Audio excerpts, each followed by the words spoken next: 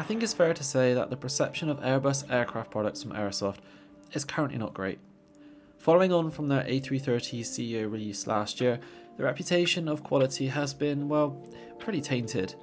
Therefore, it's pretty understandable that perhaps there is a little bit of trepidation about the Aerosoft A340-600.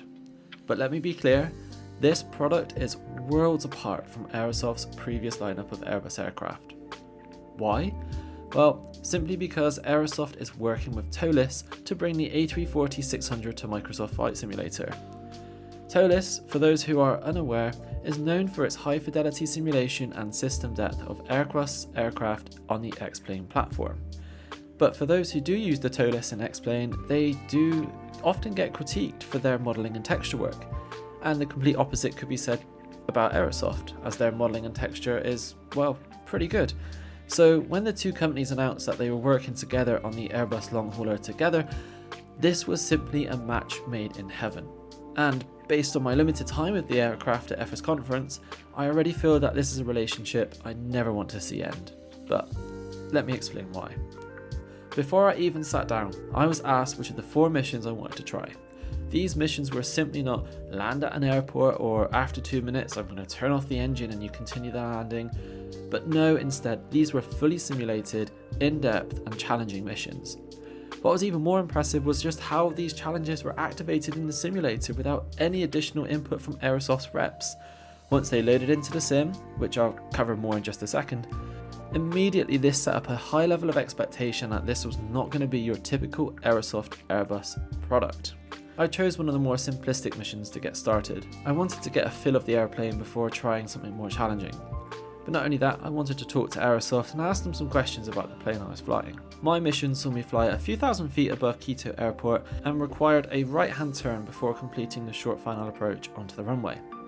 I was told that at some point, the speed indicators would mismatch on the displays and I would need to complete the landing without any autopilot assistance. Once everything was ready, I was told to look at both speed tapes on both the PFDs, and the speed indicated was the same. But just after a few moments, the right-hand display became out of sync and indicated a completely incorrect speed. I then turned off the ADRs as per the checklist, and soon the autopilot tripped out. Now it was down to me to hand fly the approach with much less information than before. Whilst I'm sure there is probably a checklist for me to complete, I felt that the focus should just be on the hand flying of the jet, as the runway was just a few miles out. This gave me a great chance to hand fly the aeroplane. There was a good amount of feedback on the joystick to initiate the turn, and because I was now in direct low, the plane felt quite sluggish and more heavy than normal. Continuing the approach, I opted to control the speed manually. The engine spooled up and down as I delicately adjusted the thrust, and what I did notice was just how responsive the displays were on the aircraft. They were hugely amazing at refreshing the data, and each engine was displaying its own data with variations in temperature, vibration and EPR. This is the level of detail TOLIS is known for and has spoken about during their various interviews with Aerosoft. I touched down, hard, and saw the auto brake kick in, and as I added some reverse thrust to slow the aeroplane down, I was told, "Why don't you turn on the taxi cam?" To which I was a bit taken aback, and just to be clear, I had not watched the most recent interviews speaking about the taxi cam prior to flying the aeroplane. So I activated it and the PFD changed to display the taxi cam.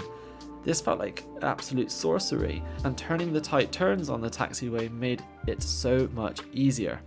In essence, what Aerosoft and TOLIS have done is they've taken satellite imagery, added a Fawkes model of the landing gear to give the impression of a 3D perspective on this taxi cam. To be clear, the ground layout is not like for like with what you see in the sim. It is lower resolution imagery, which may not be accurate if the imagery is outdated, but it does a good enough job to provide you with the opportunity to have an in-sim taxi cam, until Microsoft anyway is able to provide a better solution. I also noticed that performance just wasn't impacted by this at all. And speaking of performance, I was absolutely impressed with how silky smooth it all ran. With the amount of system simulation happening in the background and the impressive artwork and modelling, the aircraft was running extremely well. We were admittedly in a very remote part of the world in Microsoft Flight Sim 2020, but everything did run smoothly, but it will take some more testing in order to get a good feel for how the performance is overall, especially in more densely populated areas. This is a pre-release build, but there is still time for optimizations to happen. Whilst I did not get time to really operate with the EFB itself, it was clear that this is going to be a powerful tool for simmers once the airplane comes out. As mentioned, the 4 missions which were all pre-programmed, and upon selection the plane would immediately move to that area and be able to be used by the user. It was really cool to see that any mission was able to be done through the EFB.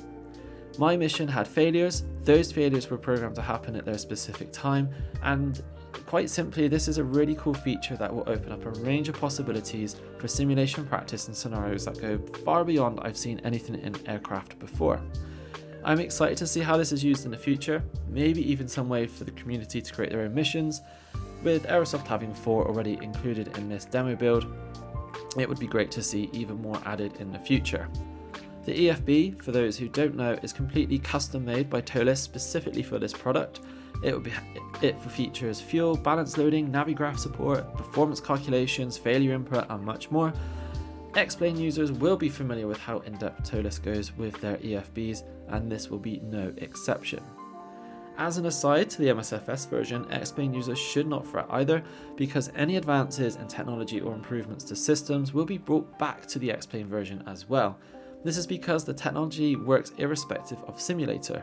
Of course, tweaks have been made in order to make it fully compatible with their respective sim, but Torsten from Tolis has said on multiple occasions that there is very little difference to the plane across all the platforms. I've spoken a lot about the Tolis work of this aircraft, but what about what Aerosoft have been contributing to the A340? Well, I'm pleased to say their modelling and artwork department have not let the side down, and this is very much a good looking rendition of what I've seen so far. To be clear, I have only seen the cockpit and the internal stuff. There has been no previews or even the ability for me to see the external view at this time. Hopefully it's a good job. Aerosoft is known for really good modelling and texture work, so I'm hoping that translates to the Airbus A340-600. As for when, Aerosoft told me that the hope is still by the end of the year. There may only be the last few weeks left before the calendar flips to 2026, so there is still a chance that it could be delayed. That said, they were very clear to me that this is not going to be a product they want to rush to market. They've acknowledged the mistakes that they've made in the past and the sour taste from the A330 CEO, and want to prove that the A340-600 is very much in a class of its own and be in the best state possible. So should we be excited? So far, I would argue that we very much should be.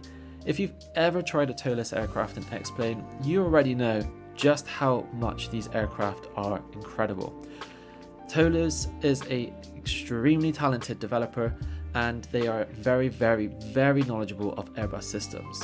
All that knowledge and experience is coming together to create the A340-600 for Microsoft Flight Sim, both 2020 and 2024, and this is just a very, very small taster of what there is to come in the future. I have left feeling extremely positive that we're going to experience a product that could even rival other high-fidelity aircraft in the Airbus market.